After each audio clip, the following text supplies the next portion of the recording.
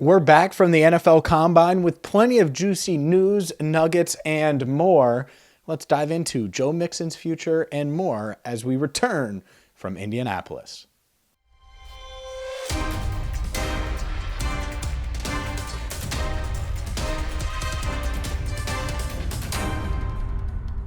Hi again, everyone, and welcome into Cincinnati Bengals Talk. I'm James Rapien of allbengals.com, fresh off of the drive back to the Natty from Indianapolis at the 2023 NFL Combine. And, well, we have plenty of juicy nuggets, notes, and we've shared some of them already. So make sure if you missed any of our coverage from Indianapolis, whether it was the stand-up on day one, which outside of Lucas Oil Stadium, what did I talk about? Joe Burrow's possible extension, T. Higgins's future, and so much more. Check that out. Check out all of our videos from Frank Pollock discussing the Bengals offensive line, which we will talk about a little in this video, to Duke Tobin, to Zach Taylor, and all of the Bengals coordinators, Darren Simmons, Lou Anarumo, and Brian Callahan. Videos only right here. You're only going to get them right here on CBT. So with that said, let's dive into really my main takeaway from outside of Joe Burrow, outside of the question marks surrounding T. Higgins outside the building, but obviously inside they're going to keep him. It's the offensive line. And we've talked a lot about the offensive line for years now, right? And it's just going to continue, the offensive line conversation. But the thing that really stood out to me is that, at least from what I've seen, this team has 4 of the 5 starters set in stone. Now, could something change? Sure. Especially with Jonah Williams, he's recovering from the knee surgery that hopefully will get the kneecap stabilized so it doesn't dislocate as easy as it did. He had 2 dislocations this past season. But really outside of left tackle, they love Cordell Volson and what he brought as a rookie. They think he can continue to grow. Obviously, Ted Karras emerged as a leader. Alex Kappa played at a Pro Bowl level. So they feel good about the interior. There's clearly a big question mark at right tackle. But I know there was a narrative out there of, oh, well, Jackson Carman will compete for that left tackle job, or insert whoever is going to take Jonah's spot. It doesn't feel that way, at least internally. Now, could they go sign a guy? Maybe. Maybe that's the route. Could they draft a guy? Maybe. Maybe that's the route too.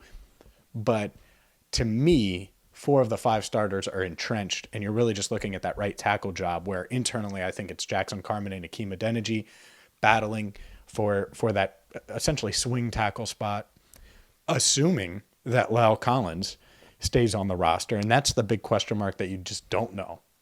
La'el Collins, what's going to happen with him? Is he going to be released? Are they going to keep him? Are they thinking that he's going to be able to be back in time for the start of the regular season? I don't know. I think it's really tough to say at this point. And that uncertainty means you need a backup plan. And the backup plan can't be, in my opinion, just draft someone and have them compete with Jackson Carman and Akeem Adeniji. I think you have to do more than that. And I certainly think they'll draft a tackle. Jonah has 1 year left on his deal, and they don't have a healthy starting right tackle right now.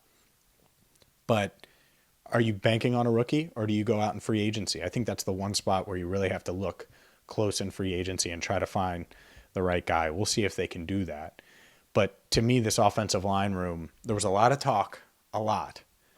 But the Bengals feel pretty good about where they're at. And Alex Kappa was playing at a really high level. Pollock said he was a Pro Bowler, playing at a Pro Bowl level before he got injured. Also added that he would have made it back for the Super Bowl had they won the AFC Championship game. Same goes for Jonah. They were confident that Jonah would be able to go as well.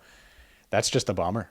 It's a big bummer that those guys were that close to getting back, because I think they change a lot if they were on the field. And certainly Kappa going up against Chris Jones would have been it made a big difference for this Bengals offensive line. So for those expecting ground sweeping changes of Jonah Williams moving from left tackle to right tackle, that doesn't sound like it's in the cards. It doesn't sound like the Bengals are going to make Jonah Williams compete with Jackson Carman for the starting left tackle job. That said, could they bring someone else in? Could they bring in a veteran? Maybe. Maybe they go that route. Maybe they draft someone at 28 and that player can compete with Jonah. I don't know. But it feels like when healthy, and Jonah's expected to be healthy and recover from this knee surgery, and be ready to go, certainly for camp and even before that, then I think he's going to be the left tackle. So 4 out of the 5 spots sealed, signed, delivered. It's interesting.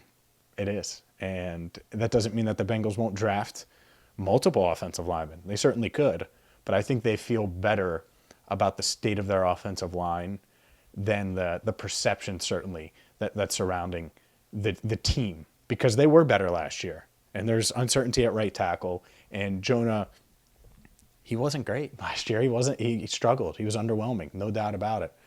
I also think that he is their left tackle today if the season started, certainly when healthy. So we will see what happens there. We're going to have more videos, by the way, just quicker hitters. I have some thoughts on Joe Mixon. We'll post that video as well. But I wanted to give you some thoughts on the offensive line because it's such a hot button topic. And, well, we certainly talked about it plenty at the NFL Combine. So make sure you check out all of our videos here at CBT. Hit that subscribe button, ring the bell. And for Andrew Fox-Miller, our channel coordinator, I'm James Rapien, signing off for now. Thank you so much for watching Cincinnati Bengals Talk.